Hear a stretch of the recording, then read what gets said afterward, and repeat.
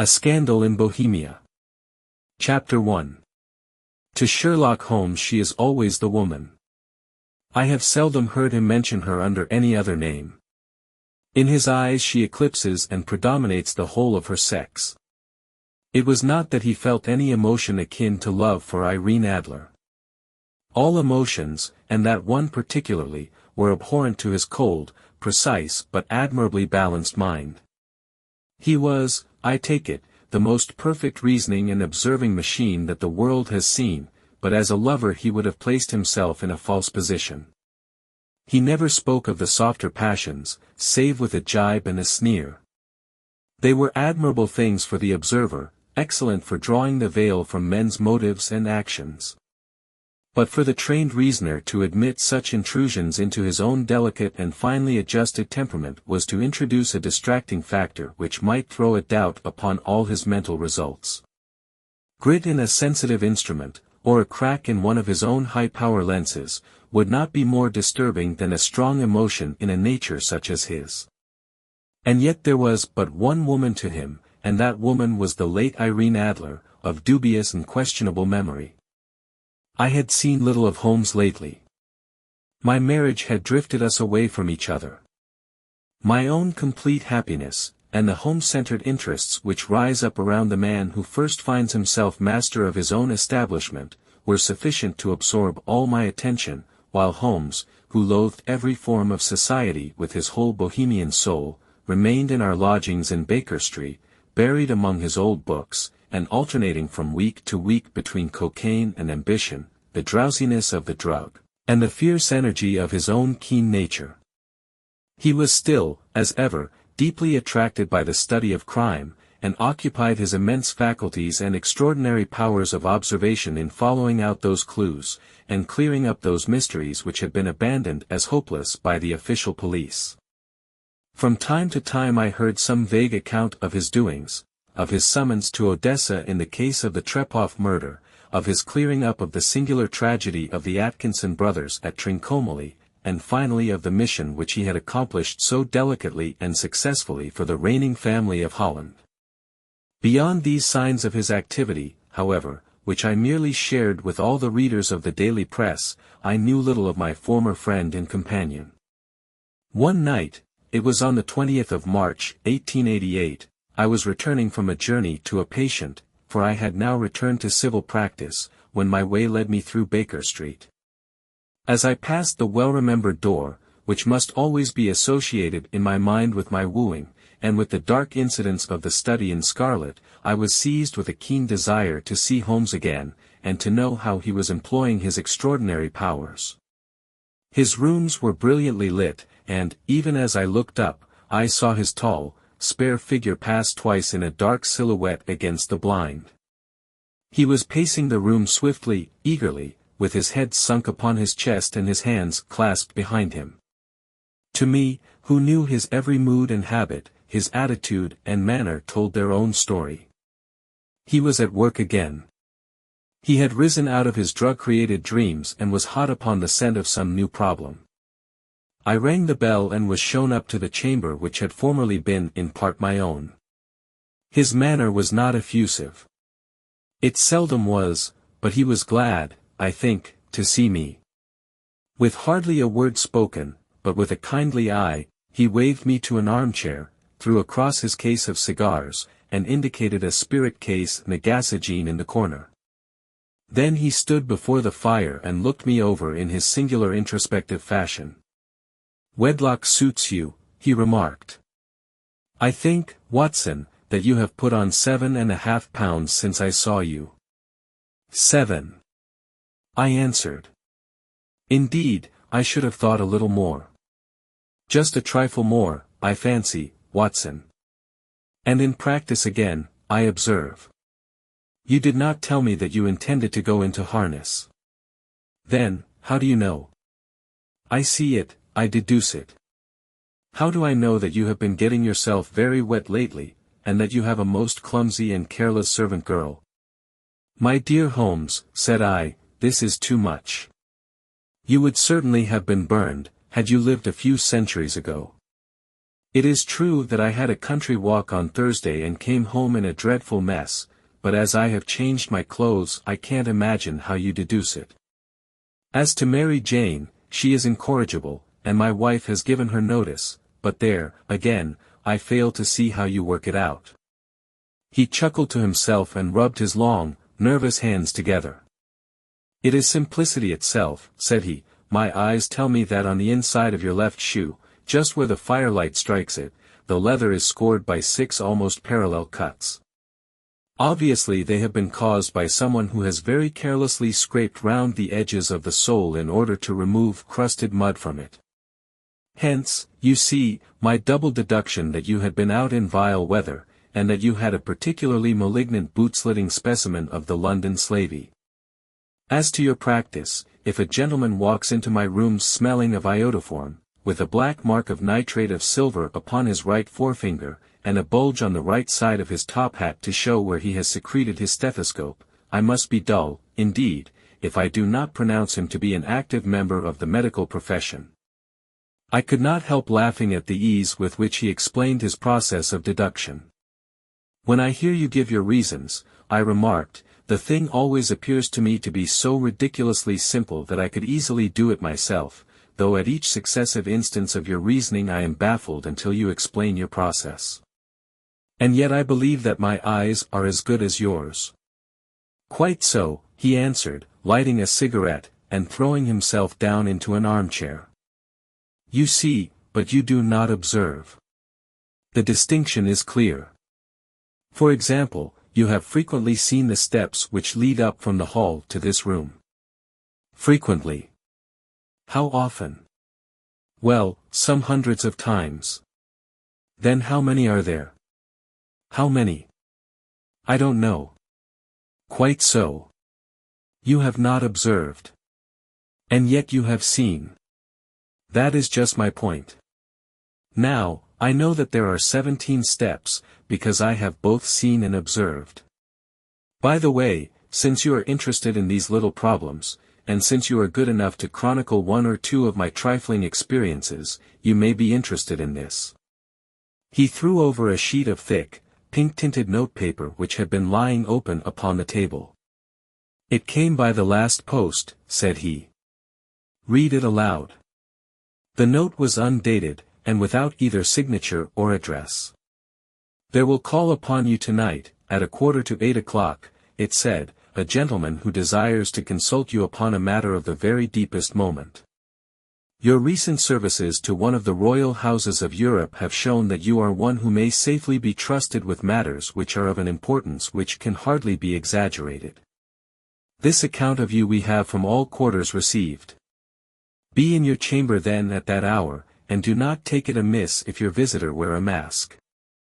This is indeed a mystery, I remarked. What do you imagine that it means? I have no data yet.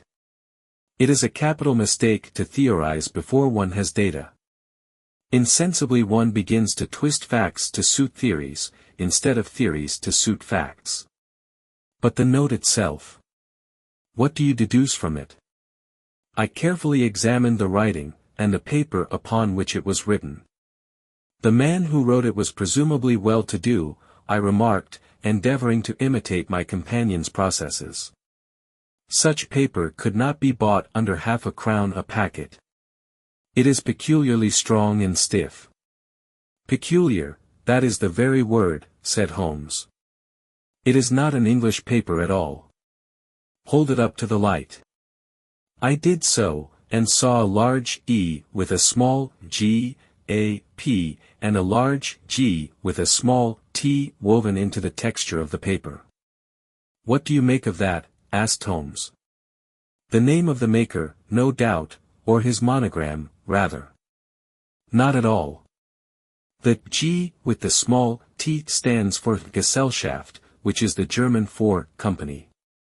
It is a customary contraction like our P, of course, stands for papier.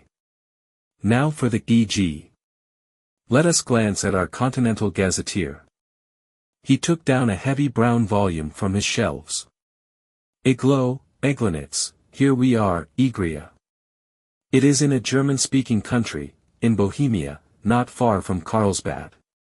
Remarkable as being the scene of the death of Wallenstein, and for its numerous glass factories and paper mills. Ha, ha, my boy, what do you make of that? His eyes sparkled, and he sent up a great blue triumphant cloud from his cigarette. The paper was made in Bohemia, I said. Precisely. And the man who wrote the note is a German. Do you note the peculiar construction of the sentence, "This account of you we have from all quarters received"? A Frenchman or Russian could not have written that. It is the German who is so uncourteous to his verbs.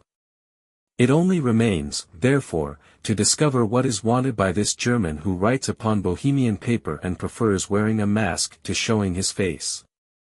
And here he comes, if I am not mistaken, to resolve all our doubts. As he spoke there was the sharp sound of horses' hoofs and grating wheels against the curb, followed by a sharp pull at the bell. Holmes whistled. A pair, by the sound, said he. Yes, he continued, glancing out of the window. A nice little brougham and a pair of beauties. 150 guineas apiece. There's money in this case, Watson, if there is nothing else. I think that I had better go, Holmes. Not a bit, Doctor. Stay where you are. I am lost without my Boswell. And this promises to be interesting. It would be a pity to miss it. But your client. Never mind him. I may want your help, and so may he. Here he comes. Sit down in that armchair, Doctor, and give us your best attention. A slow and heavy step, which had been heard upon the stairs and in the passage, paused immediately outside the door. Then there was a loud and authoritative tap. Come in, said Holmes. A man entered who could hardly have been less than 6 feet 6 inches in height, with the chest and limbs of a Hercules. His dress was rich with a richness which would, in England, be looked upon as akin to bad taste. Heavy bands of astrakhan were slashed across the sleeves and fronts of his double-breasted coat, while the deep blue cloak which was thrown over his shoulders was lined with flame-colored silk and secured at the neck with a brooch which consisted of a single flaming barrel. Boots which extended halfway up his calves, and which were trimmed at the tops with rich brown fur, completed the impression of barbaric opulence which was suggested by his whole appearance.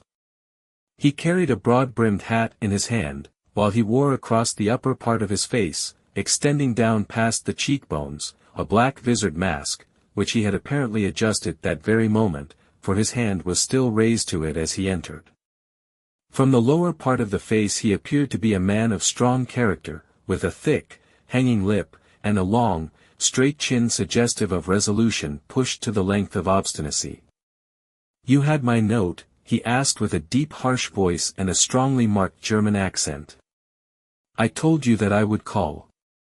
He looked from one to the other of us, as if uncertain which to address. Pray take a seat, said Holmes. This is my friend and colleague, Dr. Watson, who is occasionally good enough to help me in my cases. Whom have I the honor to address? You may address me as the Count von Kram, a Bohemian nobleman. I understand that this gentleman, your friend, is a man of honor and discretion, whom I may trust with a matter of the most extreme importance. If not, I should much prefer to communicate with you alone. I rose to go, but Holmes caught me by the wrist and pushed me back into my chair. It is both, or none, said he. You may say before this gentleman anything which you may say to me. The Count shrugged his broad shoulders. Then I must begin, said he, by binding you both to absolute secrecy for 2 years. At the end of that time the matter will be of no importance. At present it is not too much to say that it is of such weight it may have an influence upon European history. I promise, said Holmes. And I. You will excuse this mask, continued our strange visitor. The august person who employs me wishes his agent to be unknown to you, and I may confess at once that the title by which I have just called myself is not exactly my own. I was aware of it, said Holmes dryly. The circumstances are of great delicacy, and every precaution has to be taken to quench what might grow to be an immense scandal and seriously compromise one of the reigning families of Europe. To speak plainly, the matter implicates the great house of Ormstein, hereditary kings of Bohemia. I was also aware of that, murmured Holmes, settling himself down in his armchair and closing his eyes. Our visitor glanced with some apparent surprise at the languid, lounging figure of the man who had been no doubt depicted to him as the most incisive reasoner and most energetic agent in Europe. Holmes slowly reopened his eyes and looked impatiently at his gigantic client. "If your Majesty would condescend to state your case," he remarked, "I should be better able to advise you." The man sprang from his chair and paced up and down the room in uncontrollable agitation. Then, with a gesture of desperation, he tore the mask from his face and hurled it upon the ground. "You are right," he cried, "I am the king. Why should I attempt to conceal it?" "Why, indeed," murmured Holmes.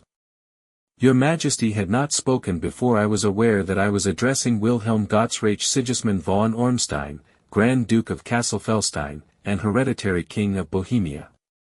"But you can understand," said our strange visitor, sitting down once more and passing his hand over his high white forehead, "you can understand that I am not accustomed to doing such business in my own person. Yet the matter was so delicate that I could not confide it to an agent without putting myself in his power. I have come incognito from Prague for the purpose of consulting you."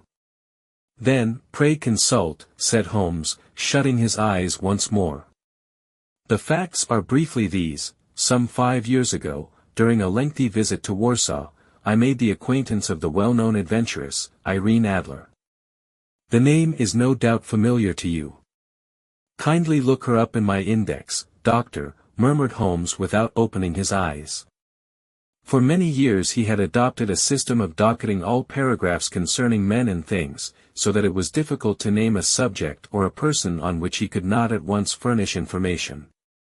In this case I found her biography sandwiched in between that of a Hebrew rabbi and that of a staff commander who had written a monograph upon the deep-sea fishes. "Let me see," said Holmes. Born in New Jersey in the year 1858.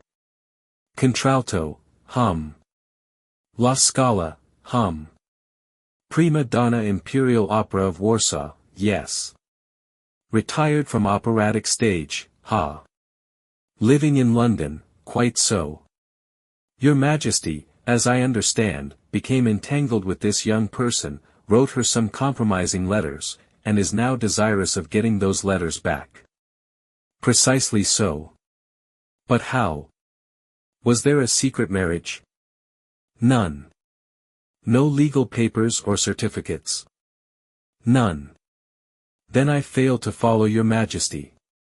If this young person should produce her letters for blackmailing or other purposes, how is she to prove their authenticity?"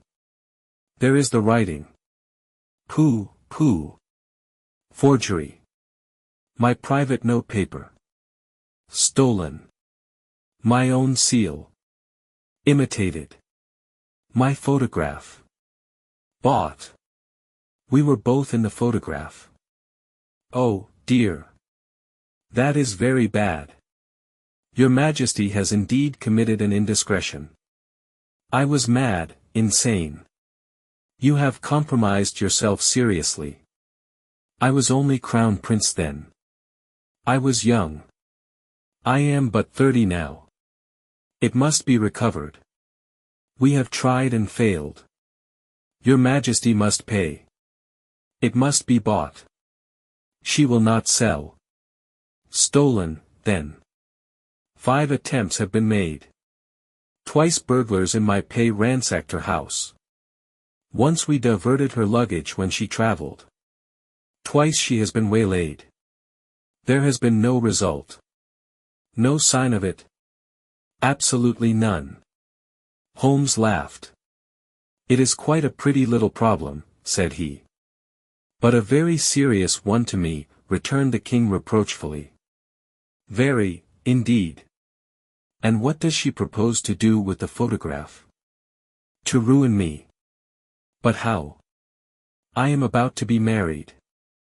So I have heard. To Clotilde Lothman von Saxe-Meiningen, second daughter of the King of Scandinavia. You may know the strict principles of her family. She is herself the very soul of delicacy. A shadow of a doubt as to my conduct would bring the matter to an end. And Irene Adler threatens to send them the photograph. And she will do it. I know that she will do it. You do not know her, but she has a soul of steel. She has the face of the most beautiful of women, and the mind of the most resolute of men. Rather than I should marry another woman, there are no lengths to which she would not go, none. You are sure that she has not sent it yet? I am sure. And why? Because she has said that she would send it on the day when the betrothal was publicly proclaimed. That will be next Monday. Oh, then we have 3 days yet, said Holmes with a yawn. That is very fortunate, as I have 1 or 2 matters of importance to look into just at present. Your Majesty will, of course, stay in London for the present? Certainly. You will find me at the Langham under the name of the Count von Cram. Then I shall drop you a line to let you know how we progress. Pray do so. I shall be all anxiety. Then, as to money. You have carte blanche. Absolutely. I tell you that I would give one of the provinces of my kingdom to have that photograph. And for present expenses?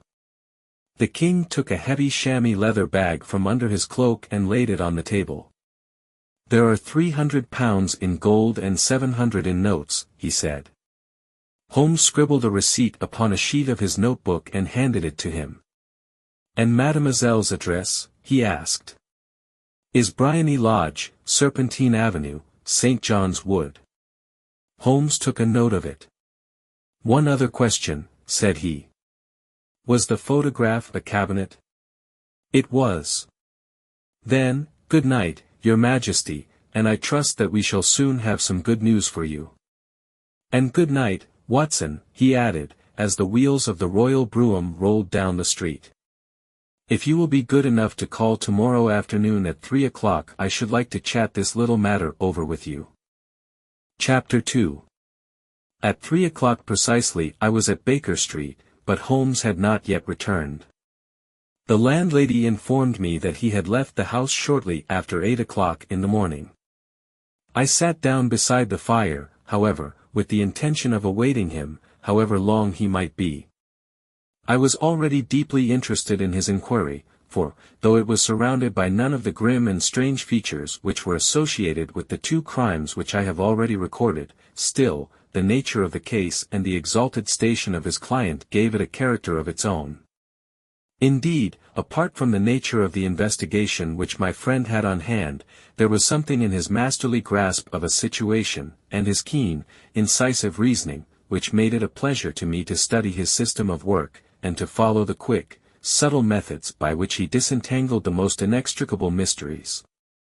So accustomed was I to his invariable success that the very possibility of his failing had ceased to enter into my head.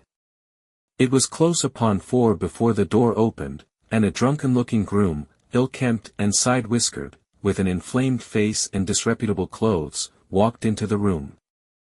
Accustomed as I was to my friend's amazing powers in the use of disguises, I had to look 3 times before I was certain that it was indeed he.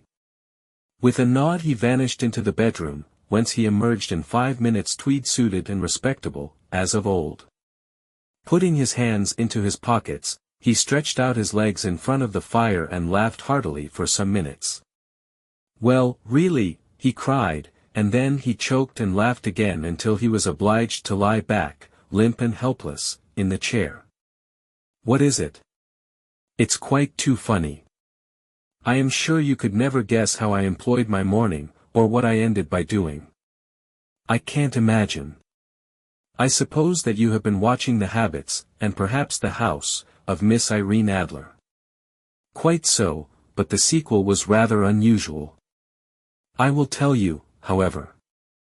I left the house a little after 8 o'clock this morning in the character of a groom out of work. There is a wonderful sympathy and freemasonry among horsey men. Be one of them, and you will know all that there is to know. I soon found Briony Lodge. It is a bijou villa, with a garden at the back, but built out in front right up to the road, 2 stories. Chubb lock to the door. Large sitting room on the right side, well furnished, with long windows almost to the floor, and those preposterous English window fasteners which a child could open. Behind there was nothing remarkable, save that the passage window could be reached from the top of the coach house. I walked round it and examined it closely from every point of view, but without noting anything else of interest. I then lounged down the street and found, as I expected, that there was a mews in a lane which runs down by one wall of the garden. I lent the ostlers a hand in rubbing down their horses, and received in exchange 2d, a glass of half and half, 2 fills of shag tobacco, and as much information as I could desire about Miss Adler, to say nothing of half a dozen other people in the neighborhood in whom I was not in the least interested, but whose biographies I was compelled to listen to. "And what of Irene Adler?" I asked. "Oh, she has turned all the men's heads down in that part.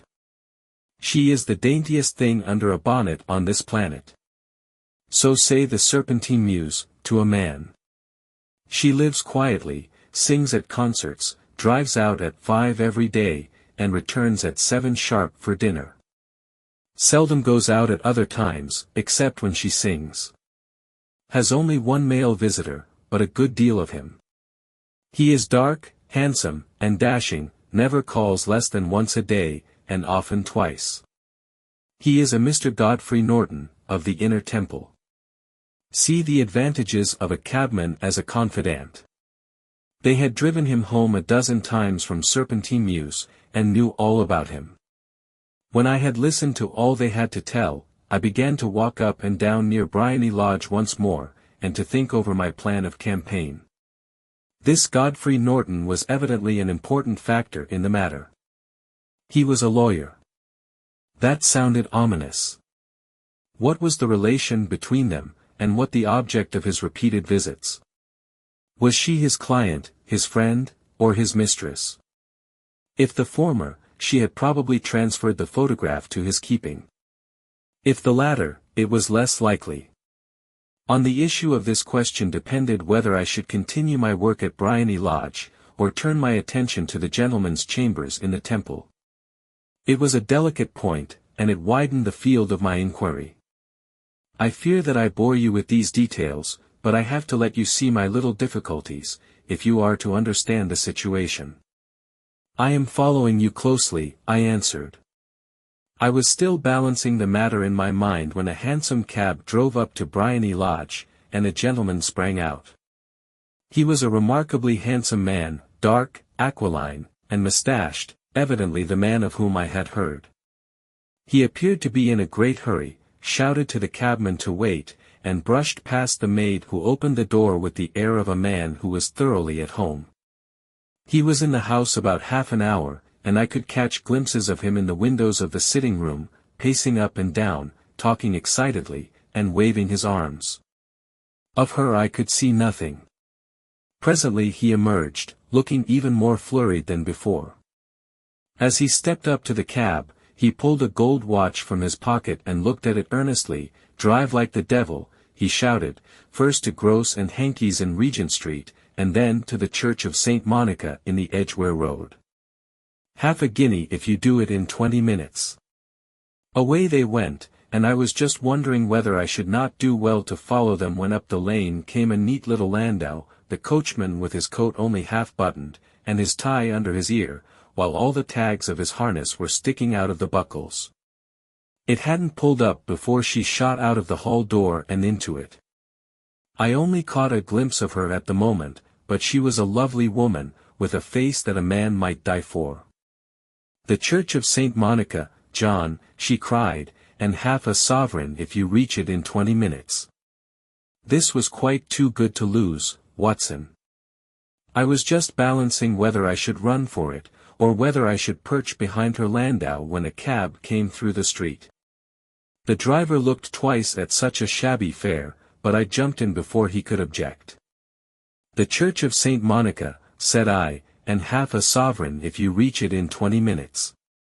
It was 25 minutes to 12, and of course it was clear enough what was in the wind. My cabby drove fast.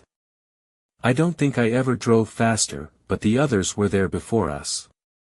The cab and the landau with their steaming horses were in front of the door when I arrived. I paid the man and hurried into the church. There was not a soul there save the two whom I had followed and a surpliced clergyman, who seemed to be expostulating with them. They were all three standing in a knot in front of the altar. I lounged up the side aisle like any other idler who has dropped into a church. Suddenly, to my surprise, the three at the altar faced round to me, and Godfrey Norton came running as hard as he could towards me. "Thank God," he cried. "You'll do. Come. Come." "What then?" I asked. "Come, man, come, only 3 minutes, or it won't be legal." I was half dragged up to the altar, and before I knew where I was I found myself mumbling responses which were whispered in my ear, and vouching for things of which I knew nothing, and generally assisting in the secure tying up of Irene Adler, spinster, to Godfrey Norton, bachelor. It was all done in an instant, and there was the gentleman thanking me on the one side and the lady on the other, while the clergyman beamed on me in front. It was the most preposterous position in which I ever found myself in my life, and it was the thought of it that started me laughing just now. It seems that there had been some informality about their license, that the clergyman absolutely refused to marry them without a witness of some sort, and that my lucky appearance saved the bridegroom from having to sally out into the streets in search of a best man.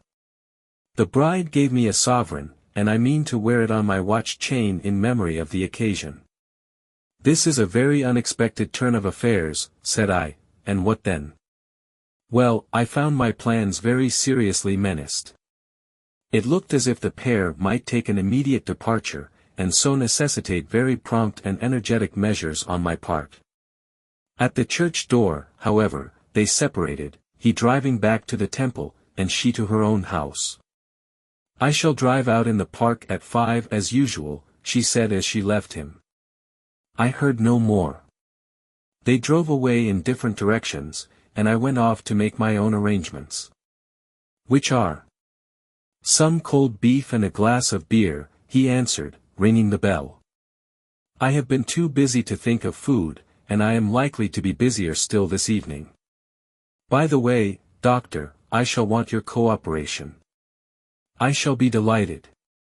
"You don't mind breaking the law?" "Not in the least." "Nor running a chance of arrest?" "Not in a good cause." "Oh, the cause is excellent. Then I am your man. I was sure that I might rely on you. But what is it you wish?" "When Mrs. Turner has brought in the tray I will make it clear to you." "Now," he said as he turned hungrily on the simple fare that our landlady had provided, "I must discuss it while I eat, for I have not much time. It is nearly 5 now. In 2 hours we must be on the scene of action.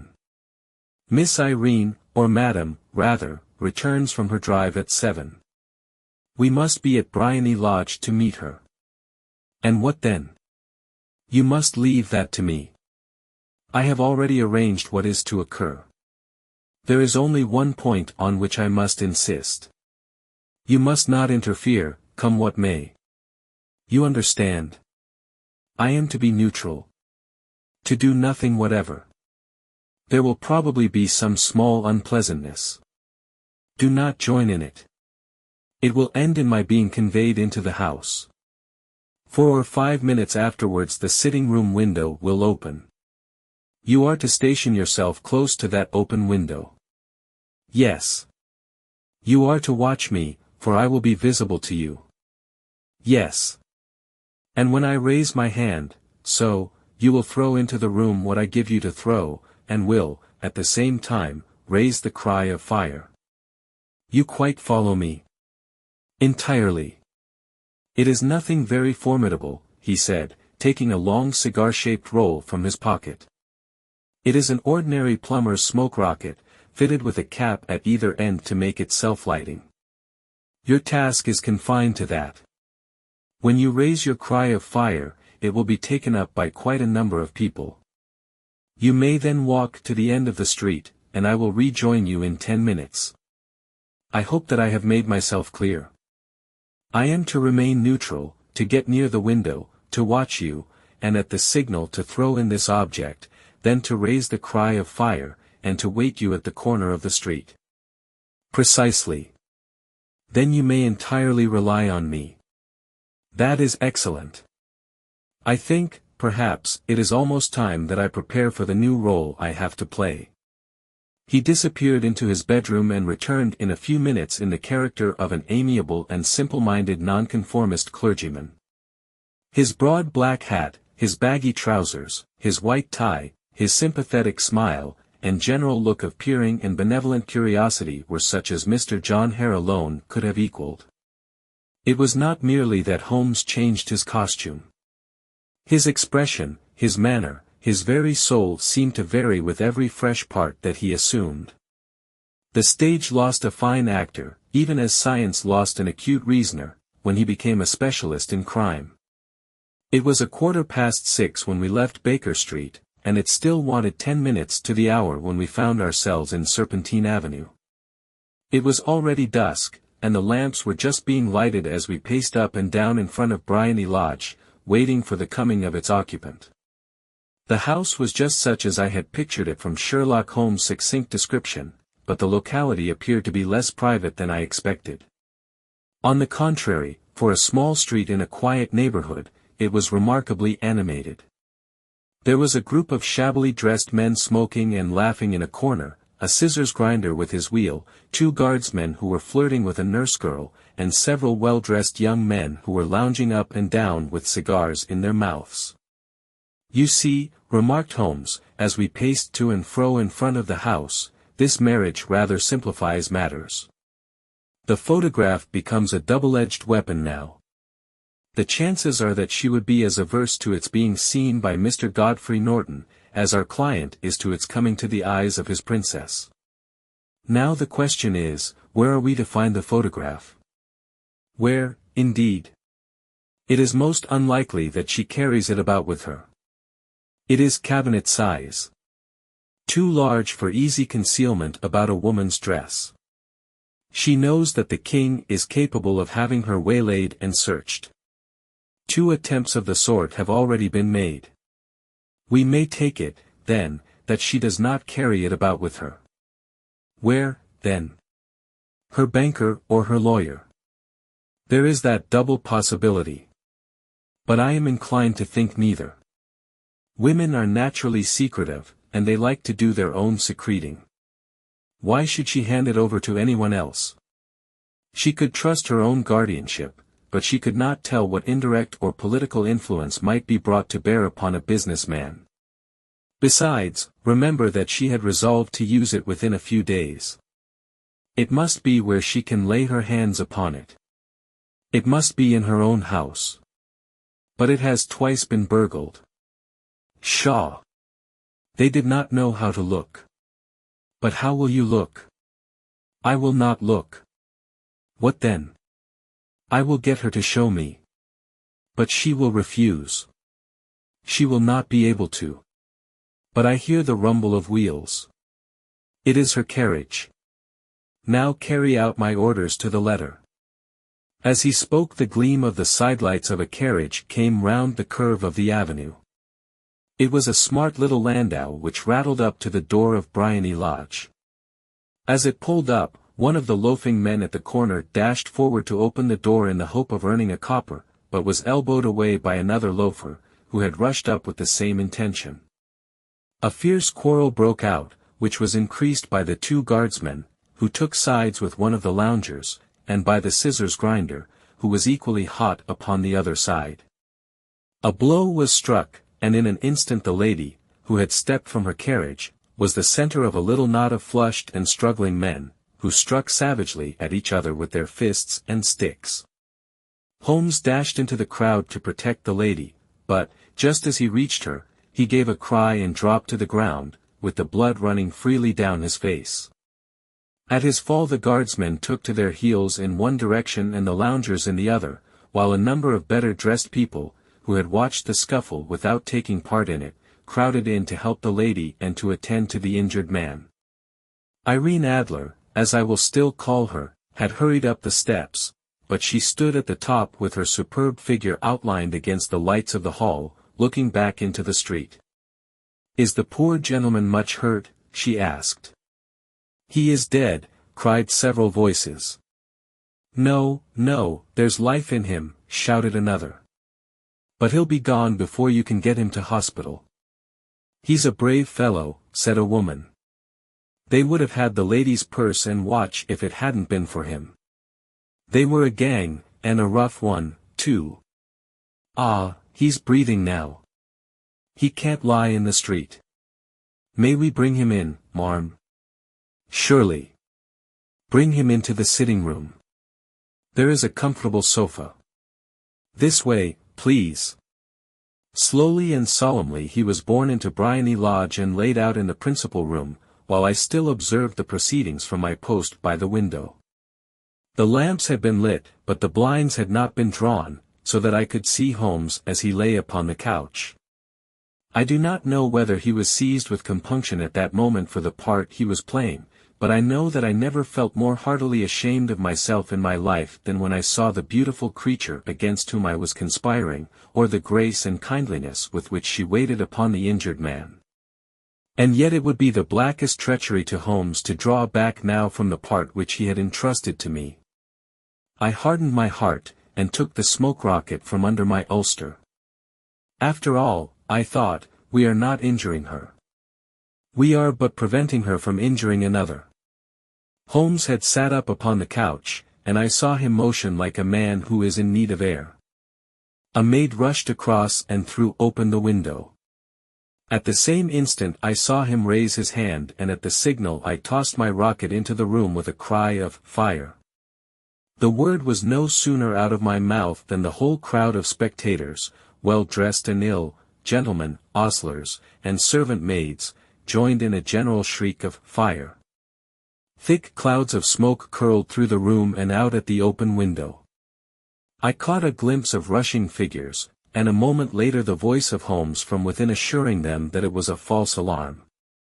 Slipping through the shouting crowd I made my way to the corner of the street, and in 10 minutes was rejoiced to find my friend's arm in mine, and to get away from the scene of uproar.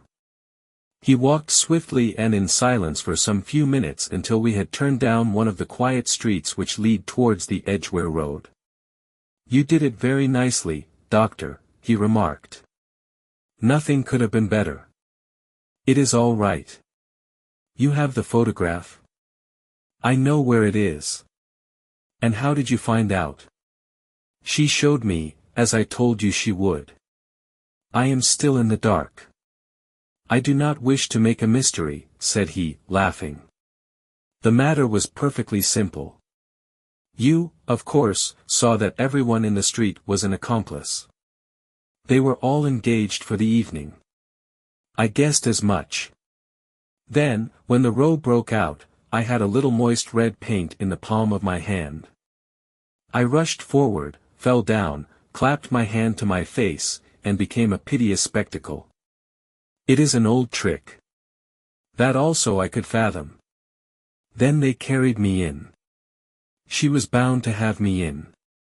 What else could she do? And into her sitting room, which was the very room which I suspected. It lay between that and her bedroom, and I was determined to see which. They laid me on a couch, I motioned for air, they were compelled to open the window, and you had your chance. How did that help you? It was all important. When a woman thinks that her house is on fire, her instinct is at once to rush to the thing which she values most. It is a perfectly overpowering impulse, and I have more than once taken advantage of it. In the case of the Darlington substitution scandal it was of use to me, and also in the Arnsworth Castle business. A married woman grabs at her baby, an unmarried one reaches for her jewel box. Now it was clear to me that Our Lady of today had nothing in the house more precious to her than what we are in quest of. She would rush to secure it. The alarm of fire was admirably done. The smoke and shouting were enough to shake nerves of steel. She responded beautifully. The photograph is in a recess behind a sliding panel just above the right bell pull. She was there in an instant, and I caught a glimpse of it as she half drew it out. When I cried out that it was a false alarm, she replaced it, glanced at the rocket, rushed from the room, and I have not seen her since. I rose, and, making my excuses, escaped from the house. I hesitated whether to attempt to secure the photograph at once, but the coachman had come in, and as he was watching me narrowly, it seemed safer to wait. A little over-precipitance may ruin all. And now? I asked. Our quest is practically finished. I shall call with the king tomorrow, and with you, if you care to come with us. We will be shown into the sitting room to wait for the lady, but it is probable that when she comes she may find neither us nor the photograph. It might be a satisfaction to His Majesty to regain it with his own hands. And when will you call? At 8 in the morning. She will not be up, so that we shall have a clear field. Besides, we must be prompt, for this marriage may mean a complete change in her life and habits. I must wire to the king without delay. We had reached Baker Street and had stopped at the door. He was searching his pockets for the key when someone passing said, "Good night, Mr. Sherlock Holmes." There were several people on the pavement at the time, but the greeting appeared to come from a slim youth in an ulster who had hurried by. "I've heard that voice before," said Holmes, staring down the dimly lit street. "Now, I wonder who the deuce that could have been." Chapter 3. I slept at Baker Street that night, and we were engaged upon our toast and coffee in the morning when the King of Bohemia rushed into the room. "You have really got it," he cried, grasping Sherlock Holmes by either shoulder and looking eagerly into his face. "Not yet. But you have hopes." "I have hopes." "Then, come. I am all impatience to be gone. We must have a cab." "No, my brougham is waiting." "Then that will simplify matters." We descended and started off once more for Briony Lodge. "Irene Adler is married," remarked Holmes. "Married? When?" "Yesterday." "But to whom?" "To an English lawyer named Norton." "But she could not love him." "I am in hopes that she does." "And why in hopes?" "Because it would spare your Majesty all fear of future annoyance. If the lady loves her husband, she does not love your Majesty. If she does not love your Majesty, there is no reason why she should interfere with your Majesty's plan." "It is true. And yet. Well. I wish she had been of my own station. What a queen she would have made." He relapsed into a moody silence, which was not broken until we drew up in Serpentine Avenue. The door of Briony Lodge was open, and an elderly woman stood upon the steps. She watched us with a sardonic eye as we stepped from the brougham. "Mr. Sherlock Holmes, I believe," said she. "I am Mr. Holmes," answered my companion, looking at her with a questioning and rather startled gaze. "Indeed. My mistress told me that you were likely to call. She left this morning with her husband by the 5:15 train from Charing Cross for the Continent."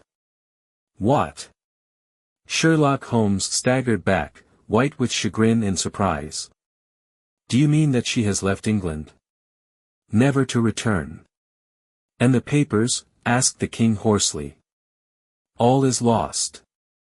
We shall see." He pushed past the servant and rushed into the drawing-room, followed by the king and myself. The furniture was scattered about in every direction, with dismantled shelves and open drawers, as if the lady had hurriedly ransacked them before her flight. Holmes rushed at the bell-pull, tore back a small sliding shutter, and, plunging in his hand, pulled out a photograph and a letter. The photograph was of Irene Adler herself in evening dress. The letter was superscribed to Sherlock Holmes, Esq to be left till called for. My friend tore it open, and we all three read it together. It was dated at midnight of the preceding night and ran in this way. My dear Mr. Sherlock Holmes, you really did it very well. You took me in completely. Until after the alarm of fire, I had not a suspicion. But then, when I found how I had betrayed myself, I began to think. I had been warned against you months ago. I had been told that, if the king employed an agent, it would certainly be you. And your address had been given me.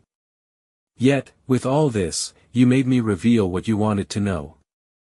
Even after I became suspicious, I found it hard to think evil of such a dear, kind old clergyman. But, you know, I have been trained as an actress myself. Male costume is nothing new to me. I often take advantage of the freedom which it gives.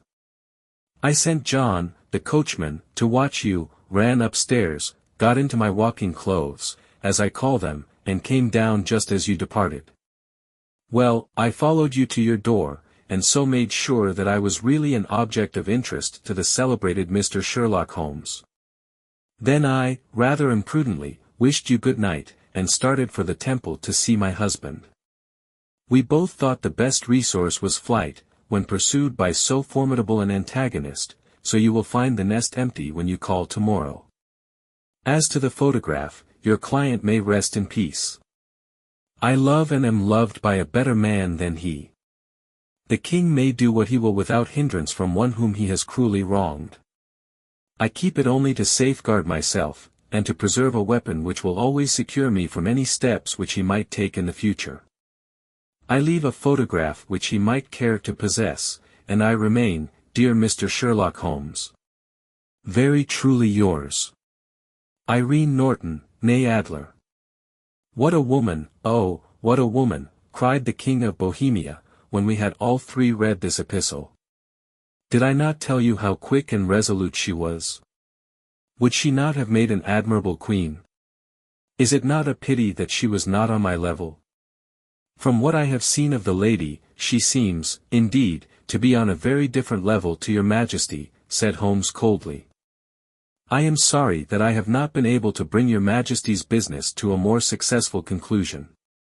On the contrary, my dear sir, cried the king, nothing could be more successful. I know that her word is inviolate. The photograph is now as safe as if it were in the fire. I am glad to hear your Majesty say so. I am immensely indebted to you. Pray tell me in what way I can reward you. This ring, he slipped an emerald snake ring from his finger and held it out upon the palm of his hand. Your Majesty has something which I should value even more highly, said Holmes. You have but to name it. This photograph. The king stared at him in amazement. Irene's photograph, he cried. Certainly, if you wish it. I thank your Majesty. Then there is no more to be done in the matter. I have the honor to wish you a very good morning.